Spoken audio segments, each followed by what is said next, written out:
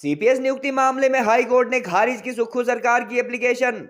नियुक्तियों को असंवैधानिक करार देते हुए सतपाल सत्ती सहित दर्जन भर भाजपा विधायकों ने लगाई थी याचिका। 16 अक्टूबर को होने वाली बहस के बाद मामले में फैसला सुरक्षित रख सकती है अदालत। सत्ती के वकील वीर बहादुर वर्मा बोले, लॉ ऑफ द लैंड के मुताबिक नियुक्तियां रद्द होने की पूरी उम्मीद। एडवोकेट वर्मा बोले, सुप्रीम कोर्ट द्वारा पहले ही असंवैधानिक घोषित की जा चुकी है असम व मणिपुर में चीफ पार्लियामेंट्री सेक्रेटरीज की नियुक्तियां। हिमाचल सरकार ने उच्च न्यायालय में दायर की थी केस की मेंटेनेबिलिटी संबंधी याचिका। सीपीएस को सुविधाएं देने पर पब्लिक एक्सचेकर व जनता के धन की इन्वॉल्वमेंट बताई जाती है पहले की नियुक्तियां रद्द होने की मुख्य वजह। बार बार खजाना खाली होने व 75,000 करोड़ के कर्ज में डूबने संबंधी बयान जारी करने वाले सीएम व उनकी सरकार सीपीएस व कैबिनेट रैंक के बोर्ड निगम के अध्यक्षों पर खर्च होने वाले करोड़ों की रकम को लेकर चिंतित नहीं। रिसोर्स मोबिलाइजेशन अथवा अपना खजाना भरने के लिए राज्य सरकार द्वारा डीजल 6 रुपए महंगा किए जाने, 1000 संस्थान बंद करने व स्टाम्प ड्यूटी 100 गुना बढ़ाए जाने जैसे फैसलों को जन विरोधी करार दे चुका है विपक्ष। हिमाचल की कांग्रेस अथवा सुखविंदर सुक्खू सरकार को आज सीपीएस नियुक्ति के मामले में हाई कोर्ट से एक बड़ा झटका लगा है और केस की मेंटेनेबिलिटी संबंधी एप्लीकेशन को अदालत द्वारा खारिज किया गया। भाजपा के पूर्व प्रदेश अध्यक्ष एवं विधायक सतपाल सत्ती व अन्य 11 एमएलए द्वारा दायर की गई सीपीएस की नियुक्तियां रद्द करने संबंधी पिटीशन अथवा केस पर 3 अक्टूबर को जानकारी के मुताबिक पहली हियरिंग हुई थी। आज अदालत द्वारा इस केस के मेंटेनेबिलिटी संबंधी मामले में सुनवाई करते हुए स्टेट गवर्नमेंट की उस एप्लीकेशन को खारिज किया गया जिसमें इसे सुनवाई योग्य नहीं बताया जा रहा था। देश के जाने माने वकील सतपाल जैन, वंकुश दास तथा वीर बहादुर वर्मा आदि भाजपा विधायकों के इस केस को लड़ रहे हैं और सीपीएस मामले में पब्लिक एक्सचेकर व जनता के पैसे की इन्वॉल्वमेंट के चलते माननीय अदालत से नियुक्तियां रद्द होना तय मान रहे हैं। एडवोकेट वीर बहादुर वर्मा ने आज इस मामले में जानकारी देते हुए कहा कि प्रदेश सरकार की मेंटेनेबिलिटी संबंधी पहली एप्लीकेशन हाई कोर्ट द्वारा रिजेक्ट किए जाना उनके लिए बड़ी सफलता है और 16 अक्टूबर को होने वाली हियरिंग पर हो सकता है कोर्ट इस बारे अपना डिसीजन सुना दे अथवा रिजर्व रख ले।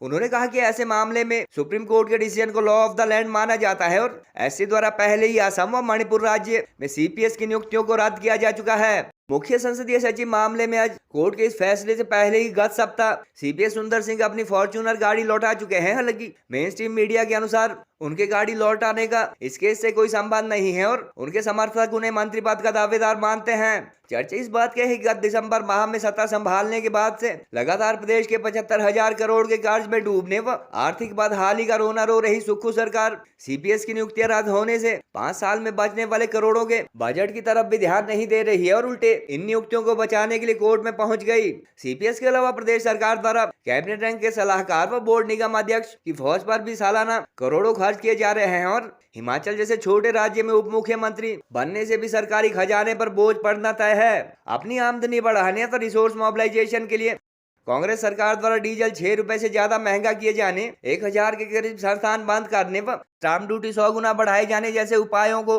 न केवल भाजपा बल्कि काफी आम लोग भी जन विरोधी मानकर चले हैं। बहरहाल सीपीएस नियुक्ति मामले में आज हाई कोर्ट से प्रदेश सरकार को बड़ा झटका लगा है और अधिकतर सोशल मीडिया यूजर इन नियुक्तियों का रद्द होना अब लगभग तय मान रहे हैं। आज माननीय उच्च न्यायालय में जजमेंट के लिए जो एप्लीकेशन सरकार ने मेंटेनेबिलिटी के ऊपर मूव की थी उसके लिए रखा था, तो इसमें हमारे पक्ष में फैसला आया है, सरकार की एप्लीकेशन को डिसमिस कर दिया गया।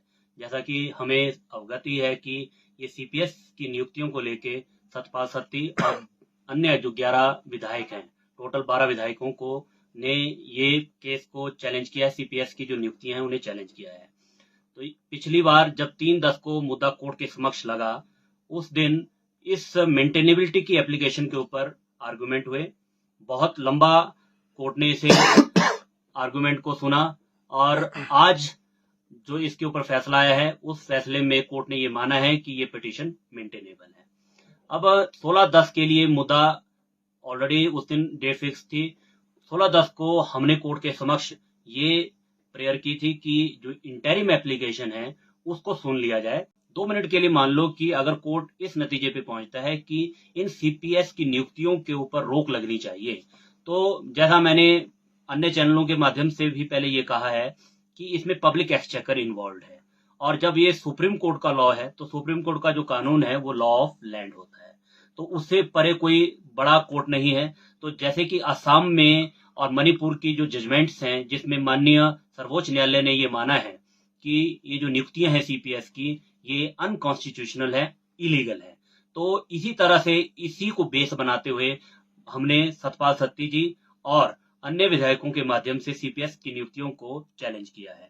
इसमें हमारे जो सीनियर एडवोकेट्स हैं, अपने श्री सत्यपाल जैन जी, जो additional solicitor general of India भी हैं, वो इसको बहस कर रहे हैं। और उनके साथ जो यहाँ लोकल देख रहे हैं वो भी सीनियर एडवोकेट हैं, श्रीमान अंकुश दास सूद जी, और हमारी जो भी एक सारी टीम है हम उन्हें असिस्ट कर रहे हैं। तो हमने पहली हर्डल जो है वो आज क्रॉस कर ली है, जिसमें मेंटेनेबिलिटी का इशू था, क्योंकि सरकार इसको बहुत थंपिंग उससे प्रेस कर रही थी कि ये पिटीशन मेंटेनेबल ही नहीं है। क्यों मेंटेनेबल नहीं है? उनका मानना था कि ये विदाउट अथॉरिटी है, इसकी कोई कॉम्पिटेंसी नहीं है।